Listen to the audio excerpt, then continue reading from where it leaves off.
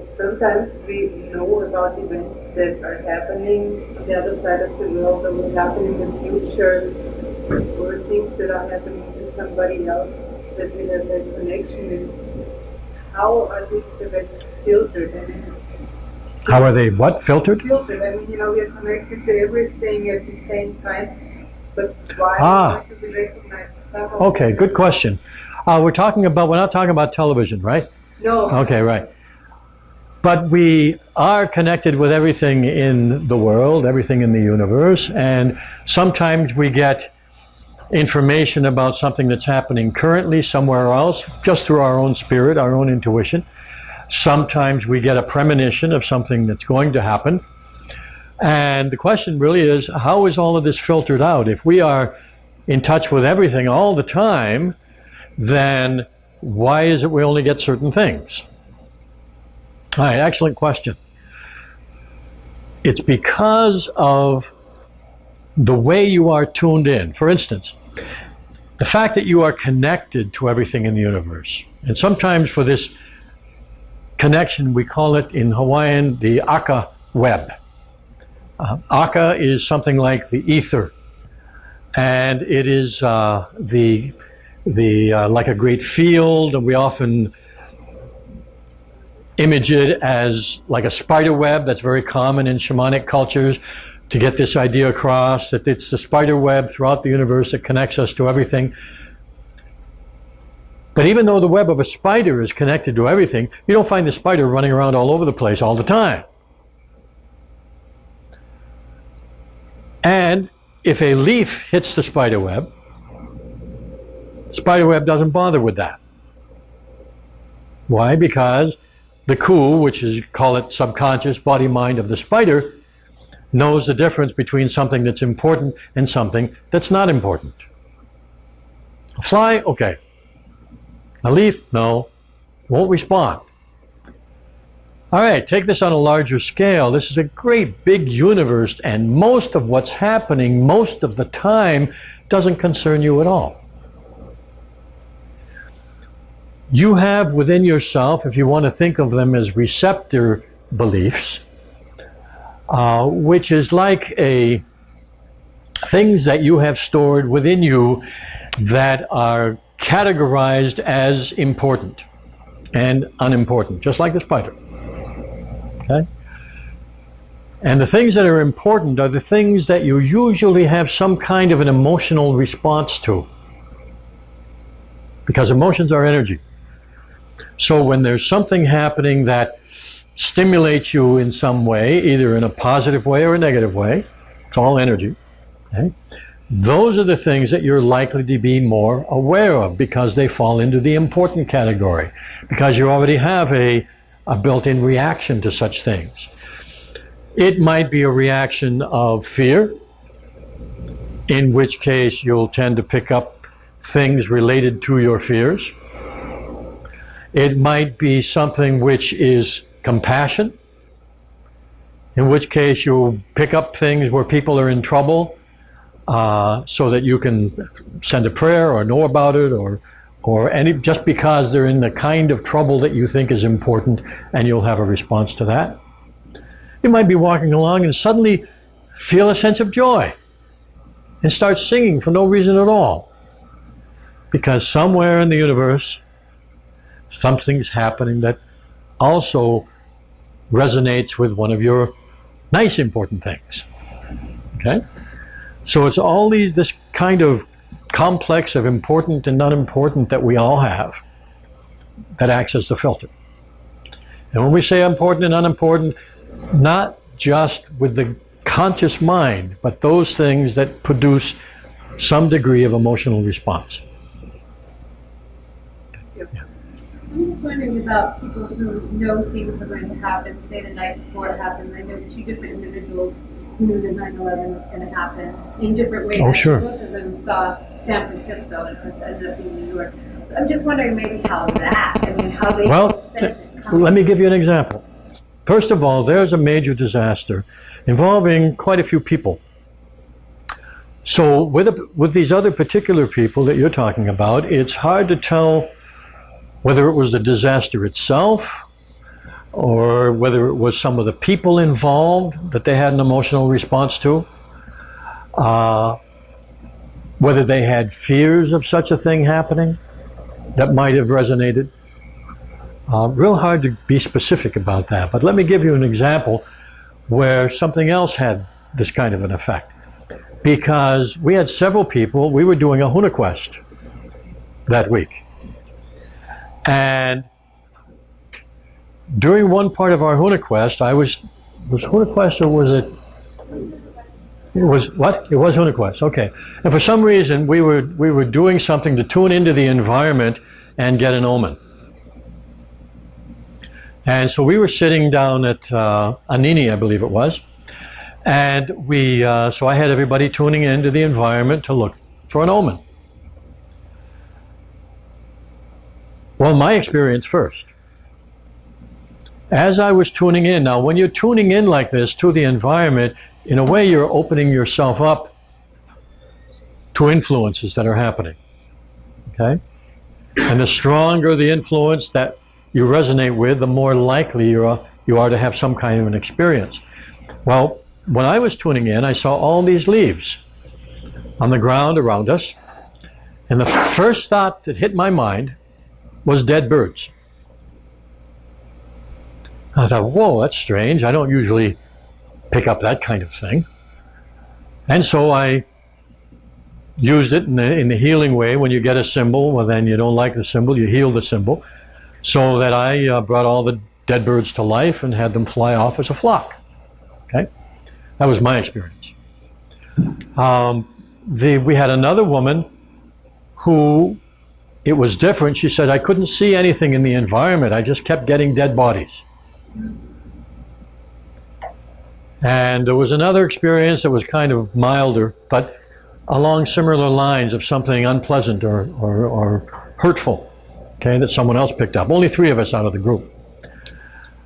And then we heard about 9/11 had happened the next day, the next morning. So that one day before, we were tuning in because we were doing a specific kind of practice designed to tune in. And some of us just happened to pick that influence up. Okay? So it can happen when you are particularly open or receptive to such things, but most of the time it'll happen because something about it or somebody involved with it resonates with some aspect of yourself. Okay? In a similar way to what we were talking about before. Yes? How does that relate to the concept of time? Is there time? Is there future? That's a good question too. How does this relate to the concept of time? Well, since we're talking from the point of view of Hawaiian culture, let's look at this from the point of view of Hawaiian culture, in which case there is only the present. And so the specific timing is when an event of great magnitude is going to happen. Let's make it simple. We won't have to get into everything is now for the moment, okay? We'll put that aside. But when an event of great magnitude is going to happen, it's almost like a storm that's coming.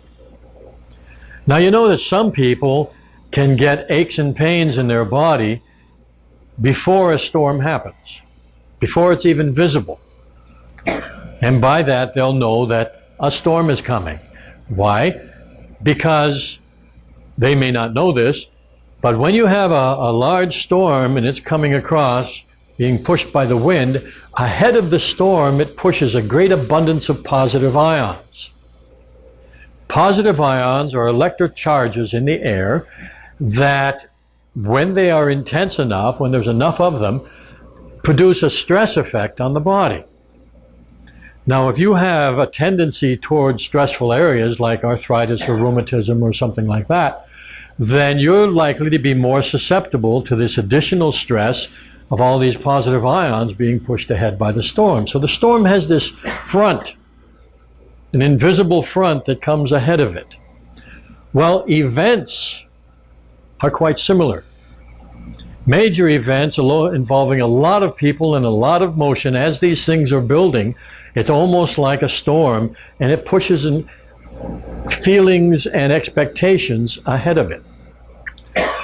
Now, this is why, if you go back and you study 9/11 as one example, there were so many people that day, and I remember major news broadcasters too, who mentioned it on the television, but many people that day who that day decided not to go to the towers because they weren't thinking of anything, but some part of them had a premonition of the coming event. Okay? So here's one way in which you can look at it, that these great events or big events have a front that comes ahead which contains thoughts and feelings that many people respond to. Now, back to the Hawaiian point of view, some people, if they're in the right kind of receptive state, are more tuned in to the eternal now. Because in Hawaiian thinking, based on Hawaiian language, there isn't any past and there isn't any future. It's all now. And how much of that you're able to pick up depends on the breadth of your focus and the state of your body and the things that we talked about before, your categories of important and unimportant. And so you're influenced by all of that.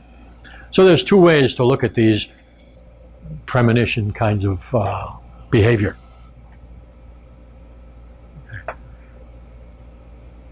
Yes. Would it be possible that those people preceding the 9/11 were around making their plans and so on, that they could have put out energies into the...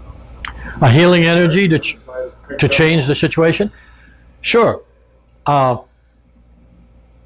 They could have, people who have this premonition, to the degree that it's conscious, unless you have established a healing response as a habit, but for most people, to the degree that it's conscious and they become aware of something, then yes, you can start immediately doing some healing, like I did with the birds. I'm sure that that had an effect of helping a lot of people. Okay? And as we know, I'm not taking all the credit for this, but as we know, the numbers, as they turned out, were far, far less than what was originally expected, the numbers of people killed. Okay? Way, way less. So there were a lot of things going on with a lot of people to help reduce the tragedy. Okay? But the more conscious aware you are of your feelings of premonition, the more consciously you can put out healing energy, healing thoughts.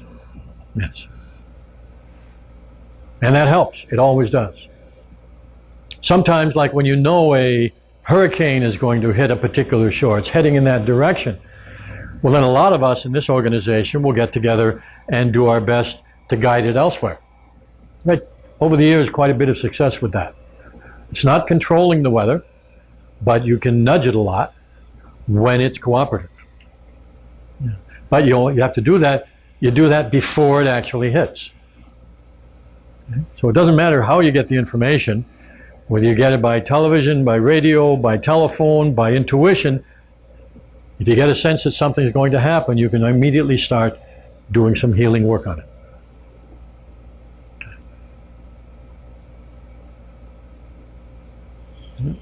Yes?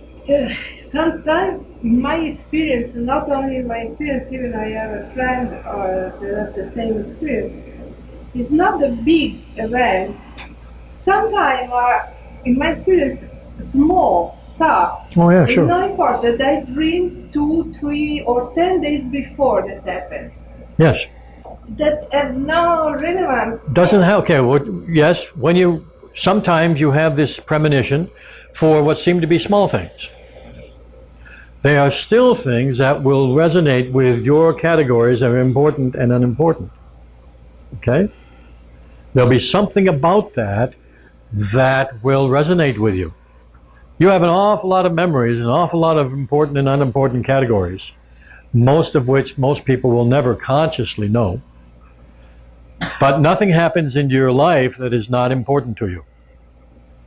Yes, I want to say this because this is a curiosity that I have just right here in Hawaii, because in Hawaii and after the Huna quest is increasing a lot Yes. after all the exercises. So I was dreaming, and I am journaling all dreams, that I have a conversation with a guy, the name is John. A guy very American, very normal, usually as a very intelligent, very smart, and so on. It's normal conversation. And I say, well, what is your name? It's John, and blah, blah, blah. Okay. It's finished. I say, okay, what is dream? Do not mean anything, nothing special. After 10 days, I have the feeling, watch the television, look the television. So I go, I watch the television, and there is sorry, what is this? A sci-fi. And the American guy, the exact description that I wrote, that is telling the same of the conversation that I dreamed Yes. 10 days before. Oh, yeah. And I was looking, so he said, and at the end I say, my name is John. Yes. Now, what is I'm resonating with the You're resonating. That's right. script. No, well, with the script, obviously. With the actor, obviously. 10 days With the before, whole. Of course, that happens a lot of times. it never is broadcast in Italy. Never. Sorry, I have No, that's got nothing to do with the specific program. It has to do with the content. Okay? Let me give you another example. When we pick up these things, they might seem to our conscious mind to be unimportant. To our subconscious mind, they're important, or we would not pick them up. It's very simple. Your subconscious mind doesn't bother with most of the stuff that happens. Yes, but Okay. mine always questioning what I have to do with this stuff. You don't have to do anything. Experience it.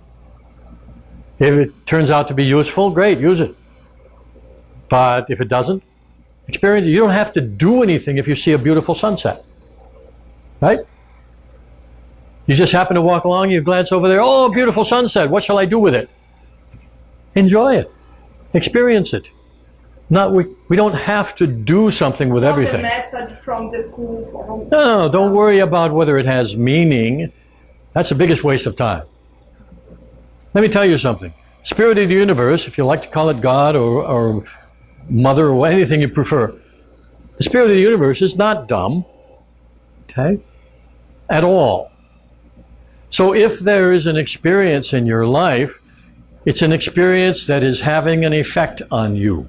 It does not have to be intellectualized. You don't have to figure it out with your conscious mind. Sometimes a sunset will have a transforming effect on some part of your being that you may never consciously be aware of. But it'll change something. Everything we experience changes something. For most of us, in the Western tradition of education, we become obsessed with knowing why. That's most of the time a waste of time. If you say why and you don't get an answer, then why is not an appropriate question. To keep on asking why then doesn't make any sense. Why did that sunset come at this exact moment when I was just happened to look over there? It's not an appropriate question. Doesn't compute. It happened. It had its effect.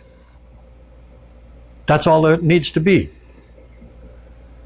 If you go around trying to look at everything as an omen, you're going to go crazy. Why did that bird land in that tree? Okay? Why did I hear that sound? Why did that particular wave touch my foot? You go out of your mind. Okay? If it's interesting enough, ask why. And if you don't get an answer, it's not important. Why is not the question to ask. Now, another interesting question, not required, but another interesting question is, how can I use this? If you don't get an answer, then it doesn't matter whether you use it or not. But often when you ask that question, you'll get an interesting answer. It doesn't mean it's the only answer. It means that part of the experience you are able to transform into something useful. But it doesn't mean that's why the experience happened. The experience could have happened for thousands of reasons. So if you get an answer, that's great. If you don't get an answer, then getting an answer is not important. Okay? That's why I was talking before. Spirit isn't dumb. If it wants you to know something, it'll make sure you know it. And if that's irrelevant, then you'll just pound your head trying to make sense out of something, and finally what you'll do, with the help of someone else or yourself, is you'll come up with an answer that satisfies you, that may or may not have anything to do with it.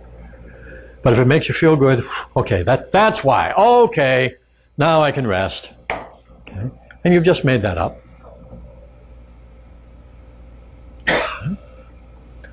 Actually, in one of our courses and teachings, because we are making everything up anyway, when someone asks me to interpret a dream, there's a couple ways we can go, but sometimes I'll just tell them, well, what would you like the dream to mean? Well, I'd like it to mean this. Good. That's as valid as anything else. And if you pick that as your meaning, that is the meaning that will influence you. So why waste time trying to figure it out? Decide what it means right off the bat. And decide, I mean, as long as you're making it up, decide something positive. I've told some of you this before, but one time Gloria and I were on a program to increase our prosperity, and we made the conscious decision to interpret everything as an omen of coming prosperity. So, I dropped a spoon, that means money's coming. But you hear that truck coming from the left, money's coming from that direction. Okay? The phone's ringing, money's coming. Hey, money started coming. Because we had oriented our mind in that direction with our decisions, and the universe began to respond with opportunities. See? So we're making up all of our interpretations anyway. Make up good ones. Why not?